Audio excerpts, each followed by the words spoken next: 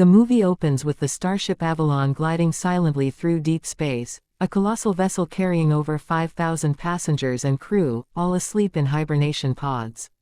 They're on a 120-year journey to a new colony world called Homestead 2, where they'll start new lives.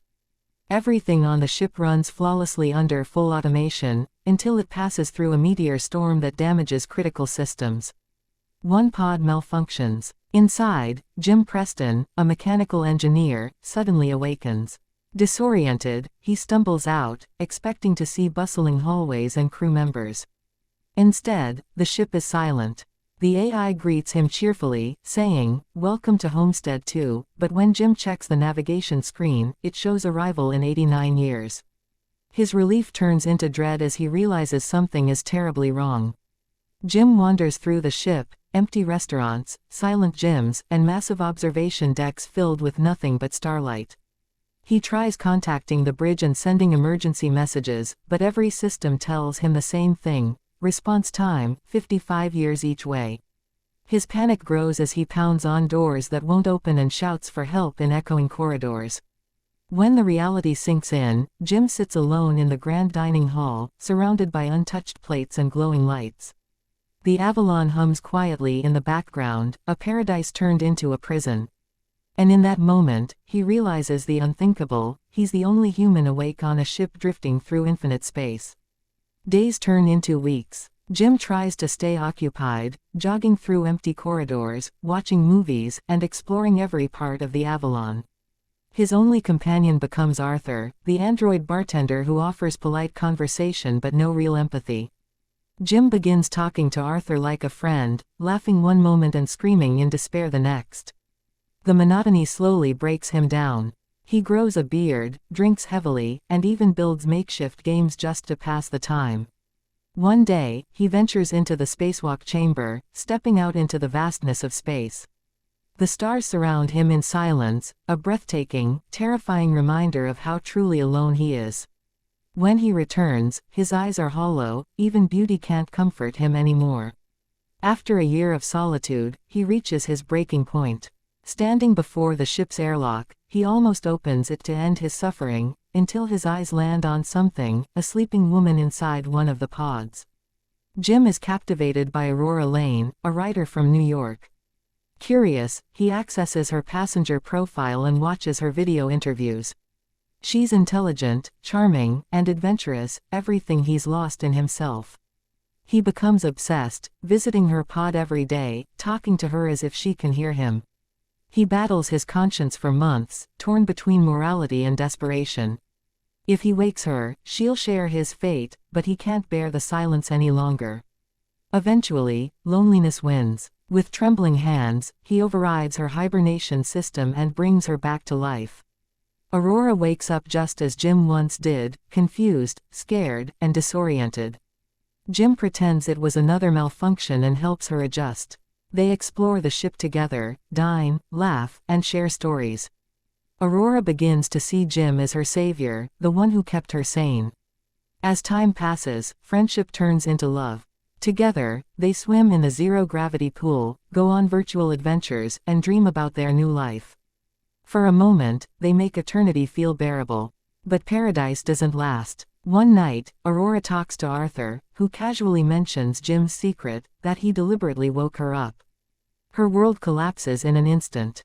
Horrified and betrayed, she confronts Jim, realizing he didn't just wake her, he stole her life, her dreams, and her future. Her anger turns into heartbreak as she calls him a murderer. The love between them vanishes into bitter silence. Aurora isolates herself, refusing to even look at him. She runs through the ship screaming, punching walls, drowning in rage and despair. Jim, meanwhile, lives with unbearable guilt, trying to apologize but knowing nothing can fix what he's done. The Avalon, once a symbol of hope, becomes a cold prison again, this time for two people who can't forgive or escape each other. Strange malfunctions begin to spread throughout the ship, lights flicker, gravity glitches, and entire systems fail. Then suddenly, another pod opens. Gus Mancuso, a deck chief, wakes up due to the system errors. Gus investigates the logs and confirms that the meteor strike caused serious damage to the ship's reactor. He grants Jim and Aurora crew-level access so they can help with repairs. But his body, damaged by hibernation failure, starts shutting down. Before dying, Gus tells them that if they don't repair the Avalon, everyone will die long before reaching Homestead 2. His death finally forces Aurora and Jim to work together again, putting aside their pain to save thousands of lives. As they inspect the ship, they discover a massive power failure building toward catastrophe. A race against time begins. The reactor is unstable, and the core temperature is rising fast. Jim and Aurora rush to repair the system amid explosions and zero-gravity chaos. Sparks fly, corridors crumble, and the ship groans under pressure. When the automated vent jams, Jim realizes someone must go outside the ship to manually release it. He volunteers, despite knowing it's a one-way mission. Aurora pleads for another way, but he insists, "If I don't, everyone dies." In his spacesuit, Jim battles searing heat and debris to open the vent. He succeeds, but the blast throws him into space.